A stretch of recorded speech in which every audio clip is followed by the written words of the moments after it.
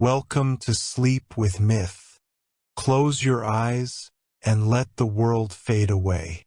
Tonight we drift beyond time, where gods dream and stories remember their light. Before hours learned to count themselves and seasons learned to turn, there was night. Not absence, not a wound, but a vast, velvety presence, cradling the world like a quiet hand. Night wore 1,000 silks. Indigo on mountains, obsidian on seas, soft blue on the lids of sleeping creatures. Stars were her slow-breathing lanterns, hung at careful distances so darkness could remain tender and not afraid. She loved her work. She pressed coolness on the brows of rivers and gathered the footfall echoes of wolves and owls into a single woven hush. She listened to roots drinking from the soil and folded their secrets into her robe. When winds grew unsure, she hushed them with a fingertip. When waves grew restless, she rocked them as a mother rocks a boat. Even the smallest grain of sand found room inside her patience. But love, long and faithful, grows curious. One unmeasured evening, as night moved along a ridge of sleeping pines, she felt a tremor in the hush, a tender itch beneath the silence. The stars tilted their lanterns toward her, as if listening too. "What is that?" Night asked softly, for she spoke only in whispers. The answer came as a warmth she had never known. Not the heat of fire, not the fever of storm, but a gentle glow that had no source. "Something wishes to be seen," Night murmured. She carried the tremor to the center of herself, a lake of stillness deeper than any sea. There she floated, robed in constellations, and invited the warmth to speak. It did not know words. It knew a shape. The shape was a circle round as wonder. Night touched it, and the circle brightened like a shy blush. It was new, and yet it felt like a memory the world had misplaced. "Are you an intruder?" she asked. The circle quivered. "I am a thought," it seemed to say, not in noise but in a feeling that fell splendidly through her. "I am your wish." Night had never wished. She was the keeper of other beings' wishes, the postmistress of prayers. She collected them and let them sail through her darkness like tiny lamps. To wish was for those who lacked, and night lacked nothing. Yet here, inside her deepest hush, a longing had gathered without her consent. A longing not for less darkness, but for a companion bright enough to write music in her shadows. "If you are my wish," Night breathed, "then I must learn your name." The circle swelled, its edges tinted with gold, then softened again. Night set it upon the lake of stillness and watched ripples carry shining rings to every shore. Owls opened their eyes wider. Foxes paused mid-step. Leaves remembered they had veins. In the caves where rivers begin, small crystals woke and tasted light for the first time. Nothing was harmed. All was more itself. Night worried. If this grew careless, it could scorch the web of quiet she had woven across the world. If it grew stern, it could blind the listening that made all things gentle. She shielded it with both hands, and the circle warmed her palms without burning. It wanted to grow, yes, but not to devour. It wanted to sing, but not to drown the lullabies. What should I call you? Night asked again. A phrase rose from far away, as if the earth itself were remembering a foreign word it had heard in a traveler's dream. Sunday. The syllable was short but full, like a drum struck once in a large room. Sun, Night repeated, tasting it. The word did not wound her. It sat beside her name like a neighbor taking off their shoes before entering. She kept the sun close, like an ember in her sleeve, carrying it through the hours that were not yet called hours. And everywhere she went, tiny colors budded beneath her feet. The blue of far ice, the green stored inside seeds, the red sleeping in stone. The world had been a melody in one key. Now, with this hidden companion, it discovered harmony. Still, Night was careful. She let sun out only in small breaths, a narrow ribbon on the far edge of things. The ribbon made birds think of songs they had not yet invented and made you curious to become rain. Mountains stood taller to see it. The sea practiced shivers of silver. Creatures lifted their heads from dens and hollows and listened to muscles they had yet to use. "Will it hurt?" asked the smallest of the sleepers. A field mouse curled beneath a thistle root. "It will wake," Night answered. "And waking is not the same as being hurt. But it is different." "What is different?" asked the mouse. Night looked at the circle in her hands. It pulsed, and for an instant she saw what it might become. A blazing sphere large enough to write shadows beneath every tree and to paint the sky each morning with a slow, golden handwriting. She felt fear thin but true. Then she remembered her own first evening, when she had stretched herself over the world and wondered if anything would trust her quiet. "Different," Night said, "is when the heart learns a second rhythm and does not forget the first." The mouse turned this over in its small, wise head. "Then I will practice a second rhythm," it said, and slept better than it ever had before. As Night walked, she realized her robe of stars had begun to rearrange itself. Patterns she had known for ages loosened and rethreaded. A new path appeared between constellations, a road of faint dust. On a whim she followed it.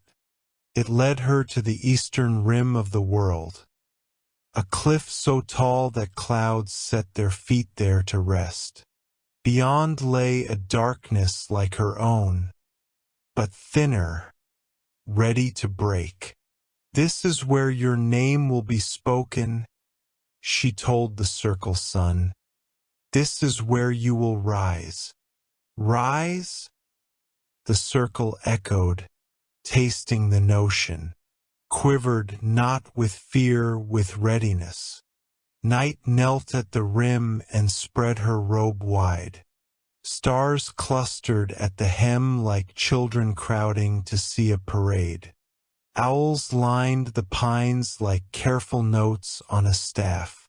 Rivers held their breath without drowning. Even the wolves, who keep secrets for a living, leaned their faces into the wind. "Before you cross," Night said, "I must ask you for a promise. I am not an absence you must defeat. I am a presence you must honor. When you come, you will write shadows. Remember, those shadows are my hands, holding things in place so they do not collapse beneath your attention. When you go, I will hold what you cannot. The grief's too bright for eyes to bear, the tenderness that needs darkness to bloom. We are not enemies. We are turn takers. The circle flared, then softened. I promise, it said, and Night knew it had spoken truth because the pines sighed and the stones relaxed their aching. Then I will teach you how, Night whispered. She lifted the sun with both hands and placed it on the horizon like a bowl upon a ledge. Trembled, rolled slightly, found balance. At her gesture, the eastern clouds thinned to gauze. She taught the sun the first choreography. Slow, slower, pause, breathe, brighten, breathe. The world brightened by degrees so gentle that no creature panicked. The field mouse dreamed of barley for the first time. A crane shifted its weight upon one leg and felt the elegance of its neck. A human child, sleeping in a house of woven reeds, pressed a hand against the mat and smiled without waking. Mountains blushed. Rivers rehearsed blue. Night watched carefully. If the sun overreached, she would pull a veil. If it neglected some valley, she would nudge it with a star. The sun learned quickly, as new things do when they are loved rather than feared. It discovered that brightening is not a contest but a craft. It discovered that every surface has its own way of receiving light, and that the joy of lighting is to listen for those ways and answer them well. Will you always be here? The sun asked, rolling a small arc across the world's lip. Always, said Night, but not always in the same room. The sun considered this and brightened a little more. It found a cloud and painted its belly peach. It found another and left it platinum. Over the sea it wrote a single gleam, long as a vow. Over the grasses it scattered glitter, small as yes. The world opened like a letter that had been sealed for too long and smelled of safe places. From the west, a different hush approached, not night's hush, but the aftermath of wonder. Creatures blinked and learned the new weight of their shadows. Colors listened to themselves and discovered edges. Sleep loosened its arms but did not vanish. It settled under trees to watch. Enough for the first lesson, Night said. She placed a fingertip over the sun and dimmed it a breath. You must return to me and rest. Rest. The sun hesitated. You will be loved more truly if you leave, Night said gently. Constancy is not the same as presence. Presence requires departure.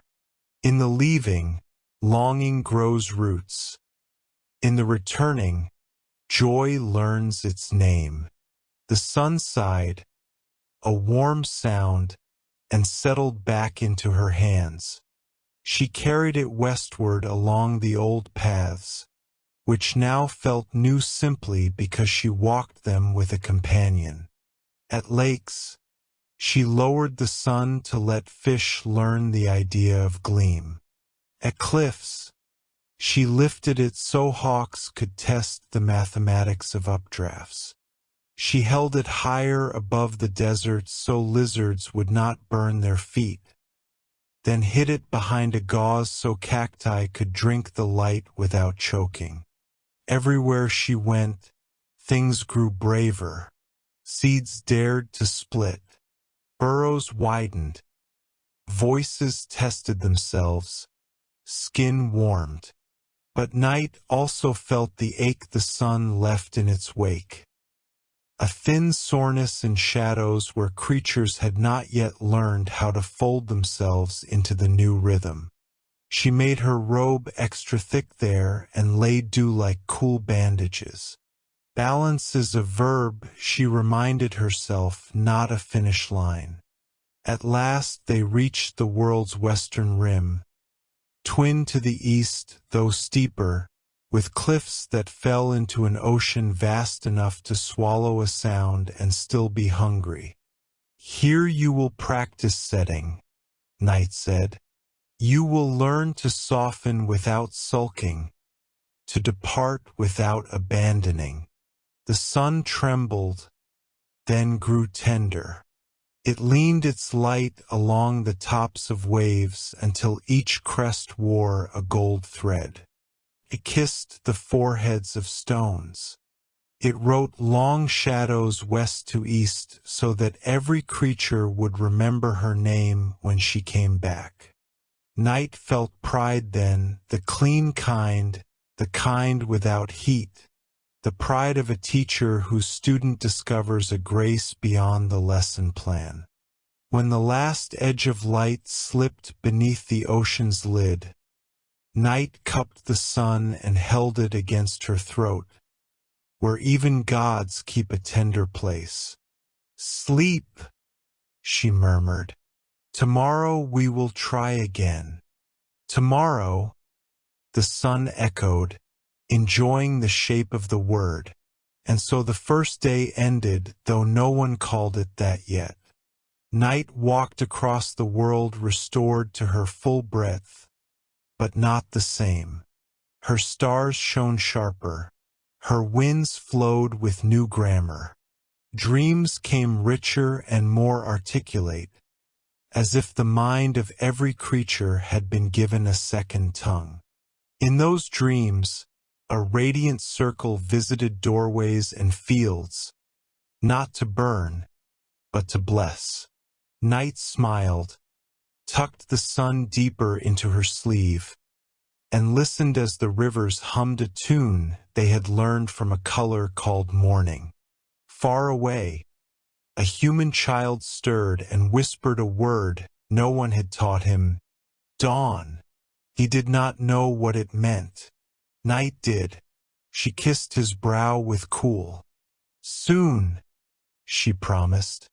The sun slept, and in sleeping dreamed back, of oceans wearing long necklaces of light, of grasses clinking like small bells, of faces turning upward in trust.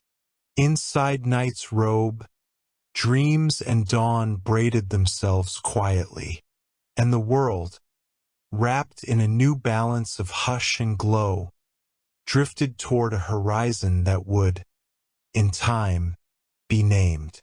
The sun awoke before the world. It stirred inside Night's sleeve, feeling the soft hum of dreams still flowing around it, the murmur of rivers in sleep, the heartbeat of stars as they dimmed one by one. The warmth within it grew, stretching, remembering the rhythm of light that had been taught but never fully lived. "Is it time?" the sun whispered.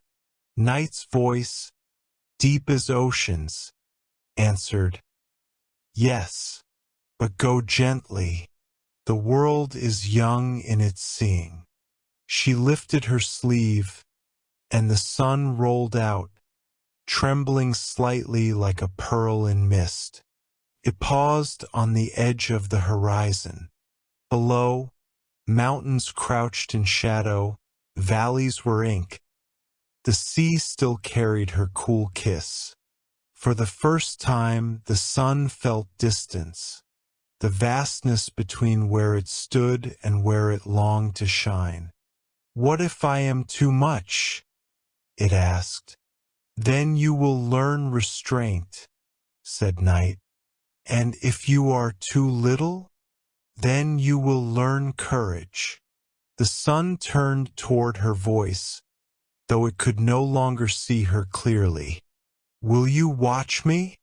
"Always," said Night, and her stars glittered like eyes closing in blessing. The sun took its first true breath, a slow inhale that gathered warmth from within itself, then released it outward. The breath touched the clouds, and they blushed rose and gold. It touched the sea, and the waves lifted like eyelids. It touched the mountains, and they stretched their backs, letting go of centuries of cold. Everywhere it went, it found the shapes night had left. Rivers coiled like sleeping dragons, forests gathered like thoughts, cities made of silence and patience. It poured light upon them, and they responded each in their own way. Grass bowed, water glittered, air shimmered. Even the stones sighed, remembering that they, too, were alive.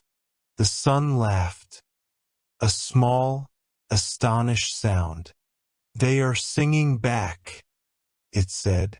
Night's voice drifted faintly through the retreating dark. "They were waiting for you." But the sun noticed something else.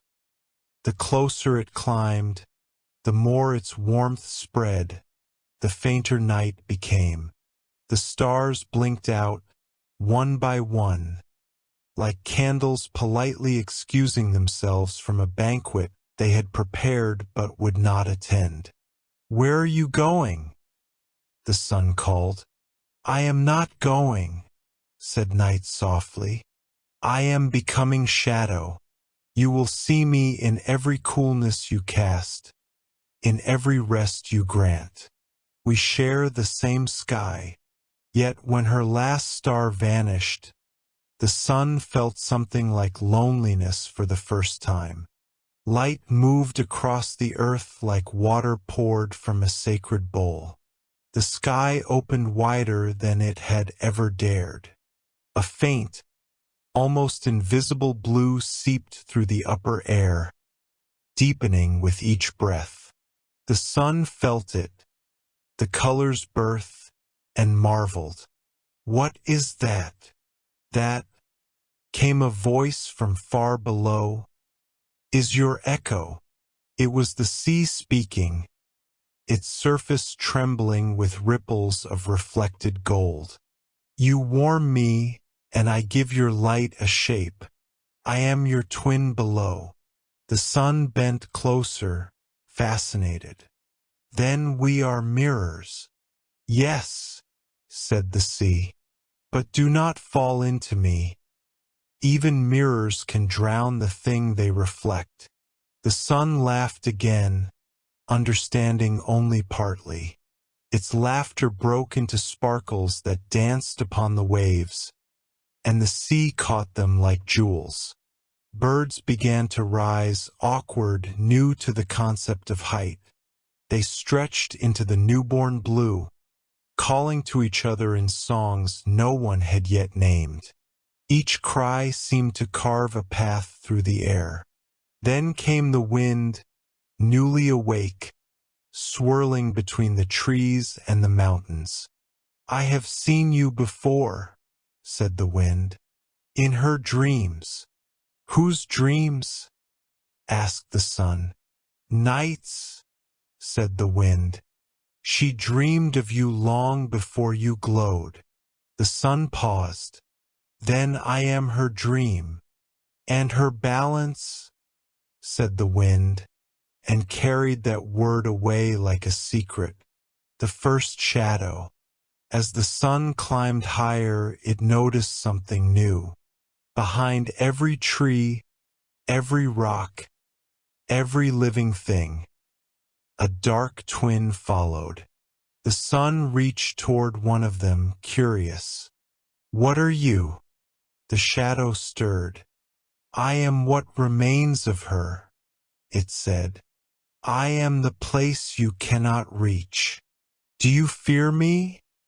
asked the sun. "No," said the shadow. "I define you." The sun thought about this and brightened a little more, tracing its light along the grass. The shadows grew longer, thinner, learning to bend with grace. They did not fight. They followed. From the hills, Animals emerged blinking, their fur gold-tipped. They looked to the light, sniffing, cautious but unafraid. A lion stretched and found strength in warmth. A deer stepped forward and found beauty in color. Even the smallest beetle felt seen. "Night was right," said the sun, "they do not fear me." "Not yet," whispered the horizon. The sun climbed higher still. Its warmth became bold. Rivers flashed, air shimmered. Flowers opened too quickly and fainted in delight. But in its joy, the sun forgot what night had said, that love without gentleness becomes hunger. By midday the world began to ache. Leaves curled. The sea retreated from its own edges. Even the wind hid beneath the trees, too warm to move. "Why are they hiding?" the sun asked. "Have I done wrong?" From far above, a cloud gathered its mist and spoke. "You have given too much." The sun dimmed a little, uncertain. "But I only wished to share my warmth." The cloud smiled, though softly. "Then learn to share it in rhythms, not floods. Light, too, must breathe." So the sun closed its glow, just slightly. The air cooled. The rivers sighed in gratitude. Flowers lifted their heads again.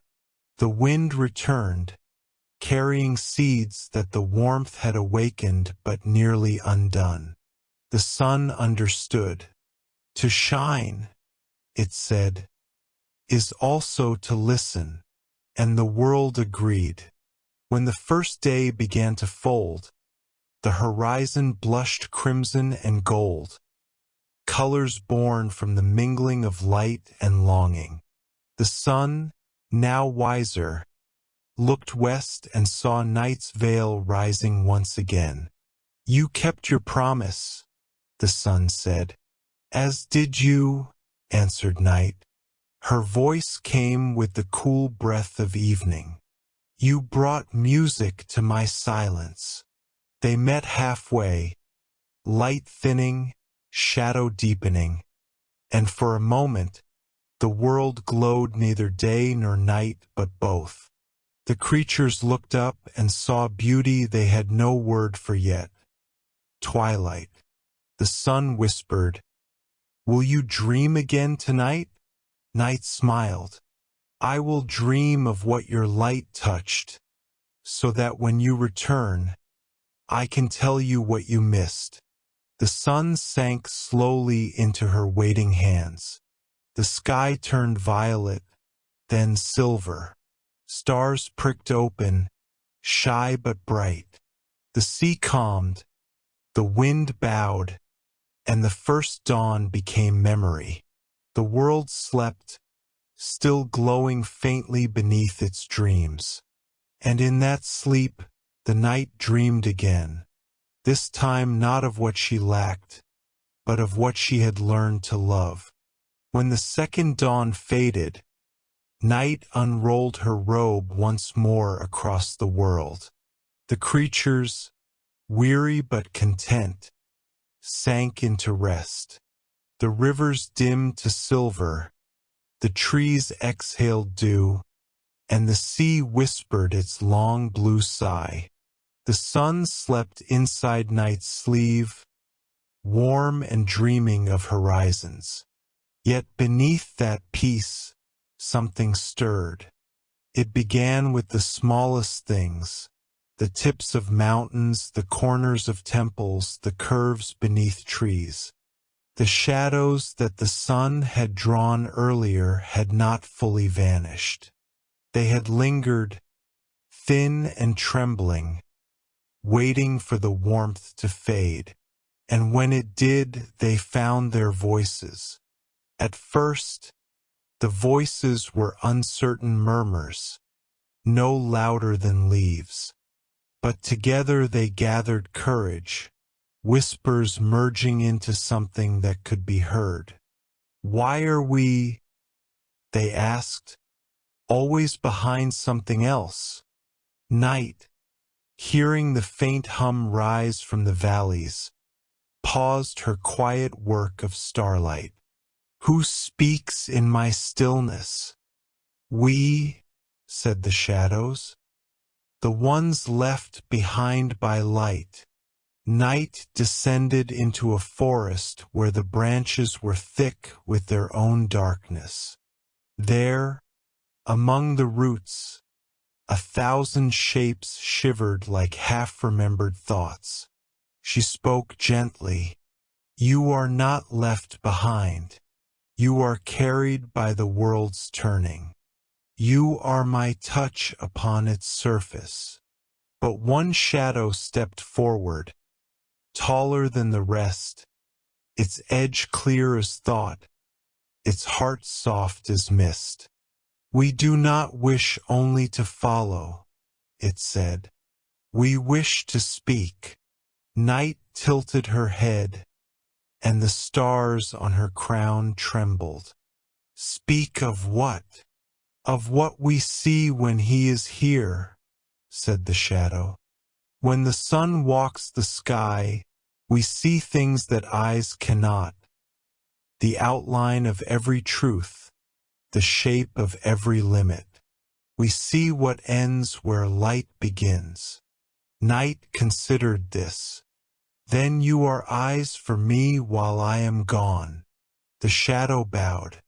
We wish to be more than that. We wish to remember. So night sat among them and listened, and from the corners of the world, the shadows came, thin from rivers, thick from trees, soft from mountains.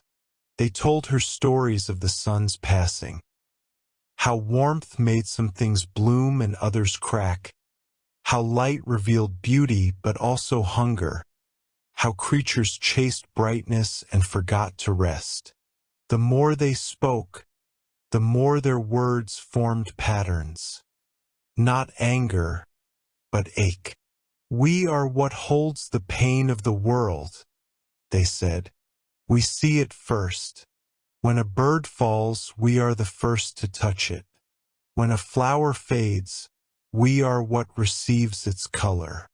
We are the quiet witnesses of ending. Night felt something stir inside her. Sorrow? Yes, but also awe.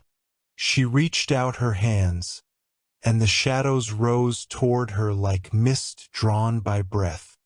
Then you are not only my children, she said.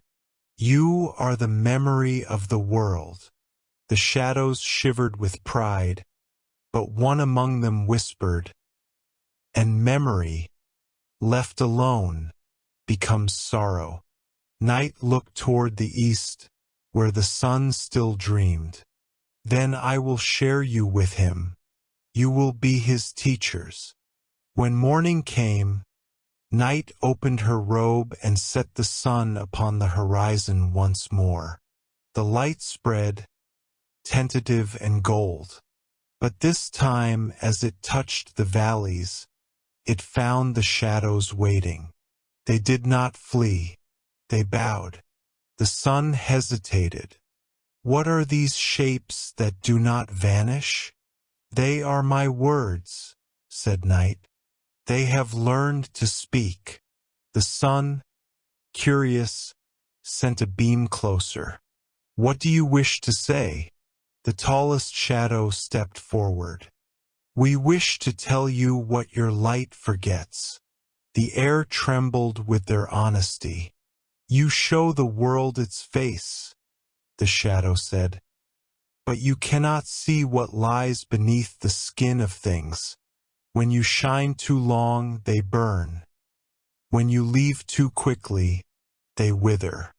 We are what remains to hold their truth, the cool imprint of their form, the echo of their being. The sun dimmed slightly, ashamed but listening. I never meant to wound, and we never meant to accuse, said the shadow, only to remind. You are not whole without what you cannot see. Night smiled faintly from the horizon. Every light needs something to rest upon.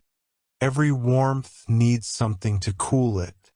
Balance does not live in one, but in two. The sun turned toward the shadows. Then I will honor you, it said. From this day, wherever I shine, you will walk beside all things. And so it was. As the sun rose higher, the world came alive in ways it never had before. Light and shade wove together like silk and smoke. Mountains wore ribbons of brilliance and calm. Rivers gleamed only because their depths were dark. Leaves shimmered in veins of brightness and rest. The creatures, too, learned the rhythm. They hunted by day, but sought shelter in shade. They built homes that opened to both light and cool. And though they did not know why, they felt safer, as if the world itself had learned to breathe properly. The sun felt joy again, but it was a different joy now. Not the wild exultation of discovery, but the gentle pride of harmony. When the wind passed by, it whispered, "Now you see." "Yes," said the sun, "light without shadow is blindness." And the shadows, following silently behind each beam, nodded as one. That evening, as the sun sank once more into night's waiting arms, the horizon glowed with deeper hues, crimson edged with violet, gold braided into indigo. The shadows gathered along the edges of the light, not fading, but folding gently into the coming dark. "You have done well," said night. "I learned from what you left me," the sun replied. They stood together at the seam of day and night, watching the world turn. The first stars blinked awake, and their light mingled with the last rays of the sun. Between them lay a color the world had never seen before, something not of gold or blue, but of peace.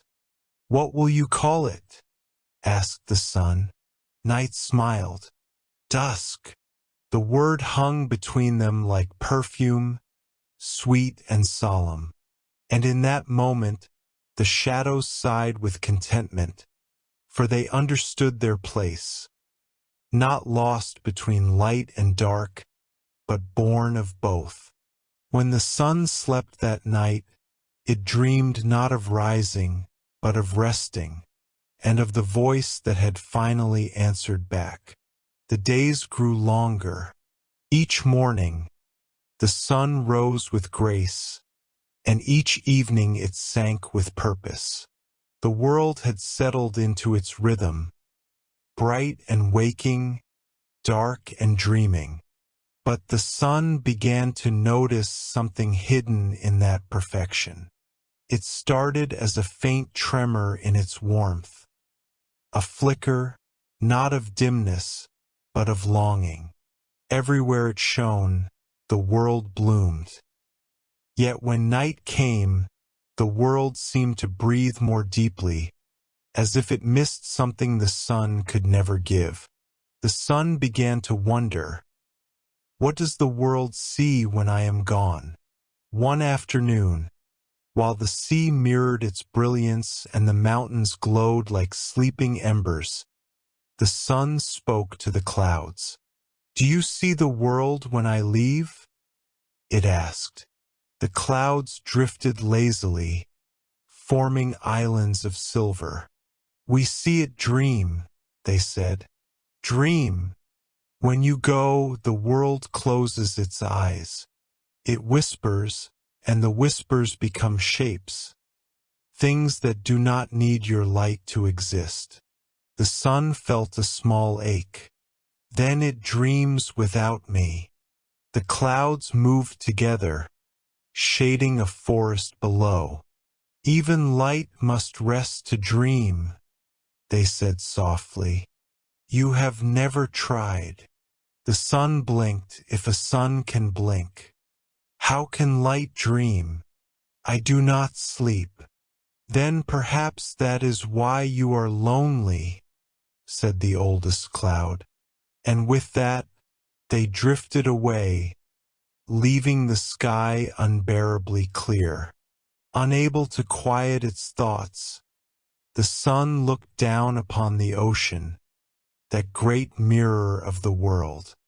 Show me what they see in sleep, it pleaded. The sea stirred, waves turning to glass. For a moment, the sun saw not its own reflection but something else. A shimmer of silver, faint and slow. It was night's dream moving beneath the waves, a shape made of memory and silence. The sun reached closer, trying to understand. What is this? The sea spoke in murmurs.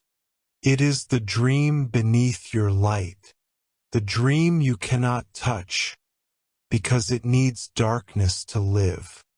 But why can I not enter it? Because you burn what you love too quickly, said the sea gently. To dream is to trust the unseen. You are light. You do not yet know how to close your eyes. The sun dimmed, troubled. Then I will learn. The sea rippled with laughter. Then you must ask her, the one who first dreamed of you. That evening, the sun descended sooner than usual.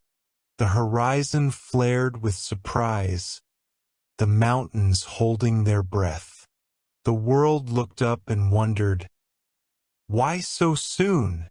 I must speak with her. The sun whispered, vanishing into night's robe. When it entered her darkness, it gasped, for the world looked utterly different.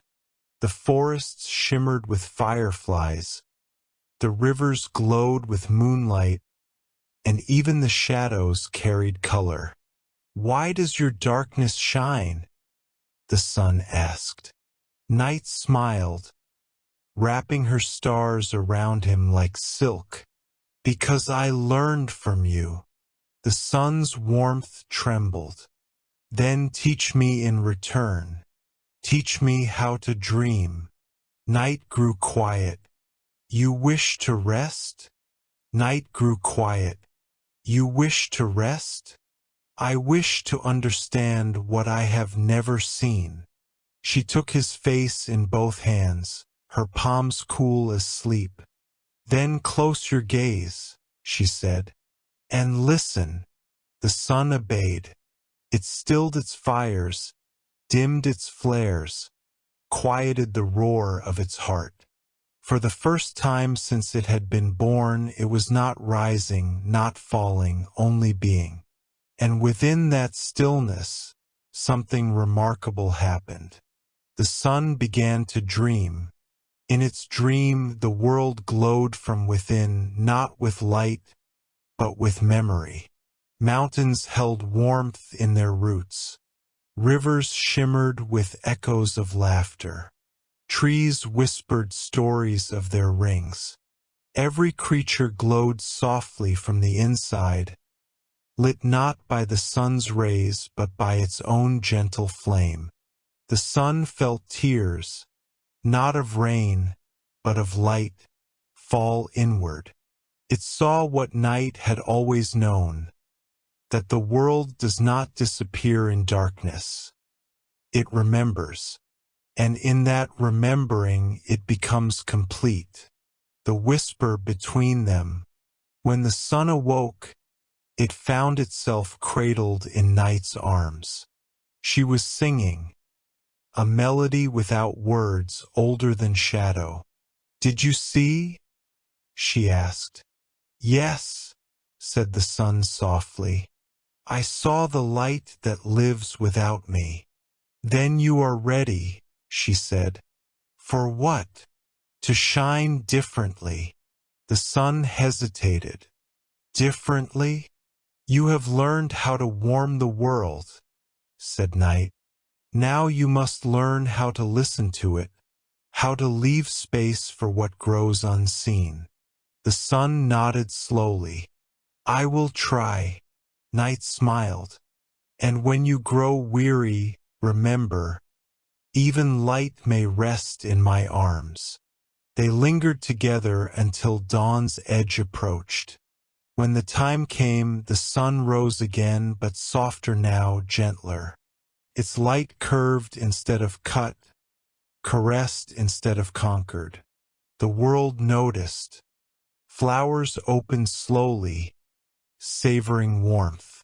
Rivers reflected more sky than glare. Even shadows seemed to move with affection. From high above, the wind whispered, "He has learned to dream." As day unfolded, no one knew what had changed, only that everything felt kinder. The world breathed easier. Birds sang slower. Time itself seemed to sway, as if in gratitude. And though no creature could see it, deep within the sun's heart, a small shimmer of darkness remained, not as a flaw but as balance. It was the dream Night had given him, the seed of rest inside endless fire. And from that day forward, whenever the sun closed his eyes at dusk, the world glowed softly in both his light and her memory. Day and night no longer chased each other. They danced. The world had grown quiet again, but this quiet was no longer lonely. Every dawn and dusk now carried a pulse, a rhythm shared by light and dark. The horizon, once only a line dividing, had learned to breathe. Each morning when the sun rose, the edge of the world shimmered like the string of a great unseen instrument. Each evening when night returned, that same string quivered again, softer, deeper. And in between those two breaths, something new began to awaken. A sound. It was faint at first, a hum low and trembling, like whined through hollow stone. The mountains heard it before anyone else. Then the rivers, then the forests, then the creatures whose hearts still remembered silence. The sound was not of air nor earth. It came from the meeting place of opposites, where warmth kissed coolness, where gold met blue, where day bowed to night. The world leaned toward it instinctively. The birds paused mid-flight, their wings suspended between light and shadow. Even the waves, who never ceased their motion, slowed to listen. "What is it?" asked the sun. Night smiled faintly from beyond the clouds. "It is what happens when you and I remember each other at the same time." "The horizon sings?" "The horizon remembers," said Night. "It sings because we finally learned to listen." The wind, mischievous and patient, became the song's first messenger. It carried the hum from the edge of the sea to the tallest peak, from the deserts to the deep roots of forests. Everywhere it passed, something stirred. Petals turned, eyes opened, and hearts found rhythm again. The sun asked, "What do they hear?" The wind laughed. "They hear the promise that neither of you will ever leave them completely." And so, the song of the horizon became the bridge of the world. It was the music of continuation, of endings that became beginnings, of meetings disguised as farewells. The rivers began to match its pulse. The tides rose and fell in its time. Even human hearts, small and fragile, began to beat to it in their sleep. They called it breath. But not all hearts welcomed the song. Some feared it because it reminded them that even light must fade. They built walls to hide from dusk, lighting fires to keep the dark away. The sun saw this and dimmed with sorrow. "They have forgotten your gentleness," he told Night. Night's voice came soft as mist. "Then you must remind them. Let them see beauty in leaving." So, the sun began to paint more tenderly at day's end. Long ribbons of amber, sighs of violet, blushes of rose. The world called them sunsets, though the sun thought of them as apologies. And one evening, when a child looked west and whispered, "It's so beautiful," the world exhaled in relief, for even fear had learned to admire change. One dawn, as light began to stir but darkness had not yet vanished, something unexpected happened. The sun and night met at the horizon not as turn-takers, but as companions. Their edges blurred, shadow folding into gold, gold melting into indigo. For a heartbeat, neither ruled. They simply were. In that instant, the song of the horizon grew words. Not apart, it sang. Not above. Together. The world shuddered not in fear, but in understanding. The sky wept color. Lavender, rose, amber, deep blue. And from that day, every sunrise and sunset would carry that phrase. Sung in silence, painted in light. Together. Time passed. The sun grew wiser. Night grew warmer. Their dance became slower, deliberate, kind. One evening, before the first star appeared, Night spoke to her old friend. "Do you ever wonder why the horizon exists at all? To separate us?" Guessed the sun. Night shook her head. "No, to let us meet." She took a breath and raised her hand. The air between them rippled like silk, and the song of the horizon deepened, filling every space between ocean and cloud. "It is our child," she said, "born of my dreaming and your light.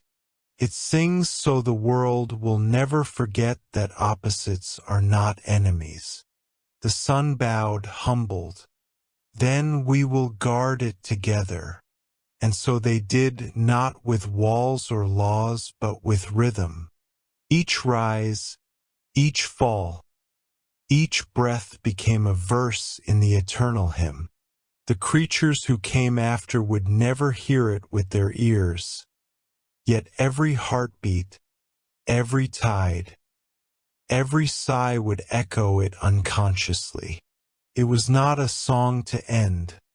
It was the sound of balance, the voice of forever. When the sun finally set that evening, the sky held its light a little longer, as if unwilling to let go. Night, in turn, delayed her veil, letting stars bloom one by one like slow promises. Together they whispered the prayer that had become the pulse of creation. May every meeting end in beauty. May every ending be a beginning. May every breath carry the song between us. And from that night onward, No dawn or dusk ever came in silence. For even when the world forgot its myths, the horizon still sang, softly, endlessly, the lullaby of light and dark. The horizon had learned to sing, and the world had learned to breathe. Only one lesson remained, to remember forever. Morning gathered on the rim of the earth like a vow about to be spoken. The sun waited within night's sleeve, calm as a held breath. He had learned warmth and gentleness, shadow and listening, the hush that lets songs grow. Now he asked the question that ends one story and begins another. Is there an ending that does not close? Night's voice came tender as dew. Yes, it is called remembering. She uncurled her hand, and the sun rolled to the edge of the world, not with the old hunger of rising, but with the quiet purpose of returning. Below, oceans lifted their silver shoulders, mountains arranged their deep blue robes, and in the fields, small lives woke softly as if careful not to startle joy. "Shall we begin?" asked the sun. "We never stopped," said night. "But go, let them hear it." The first light was not a blaze. It was a thread gold drawn through indigo, one careful stitch at a time. Where it passed, frost became glass and then water. Birds opened their throats. Bells remembered metal. The wind arrived late, sheepish and smiling, as if it had stayed up all night listening to the horizon. It carried the old hum, the word without consonants, and wove it through the waking world. "Breathe," said the wind to the rivers. "Breathe," it told the trees. "Breathe," it told the hearts that feared change. The sun rose to meet the breath, and the breath rose to meet the sun. Between them, the sky unfurled a color no painter had finished learning, the tender blue of trust. Night watched from the western hills, her stars dimming one by one like candles ending a prayer. She did not vanish. She folded herself into the fresh shadows of roofs and leaves, into the cool kept for wells and hands. Her lullaby did not stop. It simply moved lower into roots and quiet rooms, to wait for evening with patience. There is a secret known only to dawn. Not all light belongs to the sun. As the day opened, 1,000 lesser flames woke, the glistening of spider silk, the shine of an eye in love with its seeing, the sheen along a child's hair where sleep had pressed a pattern. These lights were the sun's students and night's kin. They needed both to exist. They were proof that the world had learned the art of carrying brightness gently.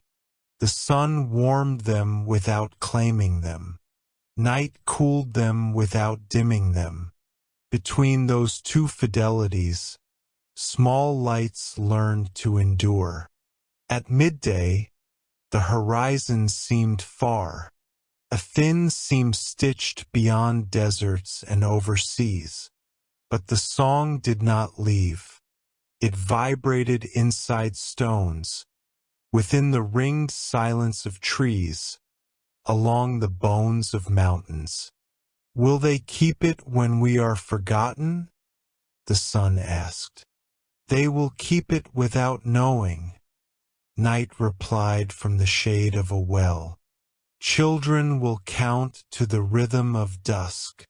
Sailors will set their course by the taste of morning. Lovers will find each other when the sky goes violet and cannot say why. Then our names can rest, said the sun. Our names were never the point, said night, only their breath. Evening approached not as an ending, but as courtesy. The sun lowered itself the way sages bow, not out of defeat, but respect for what follows. Shadows lengthened like notes held a little longer. Windows gathered gold like last sips of tea. Fields exhaled heat and took up fragrance. At the edge of the sea, a child stood with a kite shaped like a circle. The string hummed the horizon's pitch. When the kite dipped, the child laughed and lifted it again. A small rehearsal of rising and returning. The sun watched and understood. What stays is not height, it is cadence. What saves is not strength, it is kindness. I am ready, he told the world, not to leave but to be given. Night met the sun above the water where colors learn their names. They did not trade places, they shared them. Gold slid into indigo. Indigo brightened with gold. For a breath, all things wore both faces at once. The fish that flashed silver and shadow, the gull that was wing and absence of wing, the hand that waved and the space it made. Teach me your last lesson, said the sun. Night lifted her palm. Listen not for what answers you, but for what is quietly healed because you were gentle.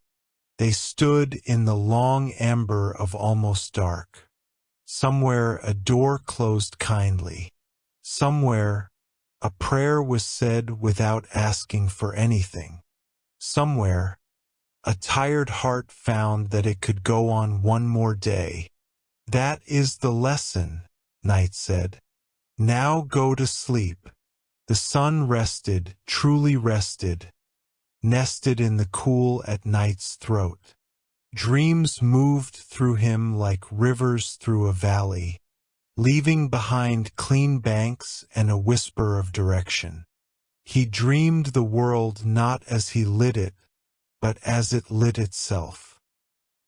He dreamed fields that glowed from seeds remembering rain, faces bright with work well done, rooms made luminous by the ones inside them. And while he slept, the horizon continued to sing, for the song belongs to neither day nor night, but to the promise between them. When at last the sun woke, he did not leap. He rose the way forgiveness enters a room, certain, unhurried, already belonging.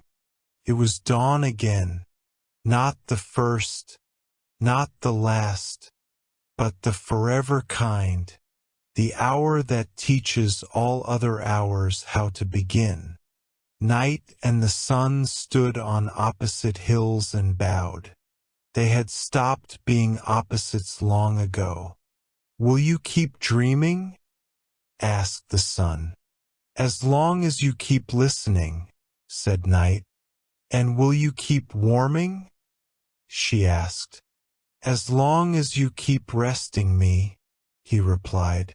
The wind passed between them, carrying the horizon's gentle chord, crossed oceans, climbed mountains, entered houses, and settled invisibly inside the chests of those who breathe. If you listen, you can hear it now, the world starting again, between one breath and the next. Thank you for listening to Sleep with Myth.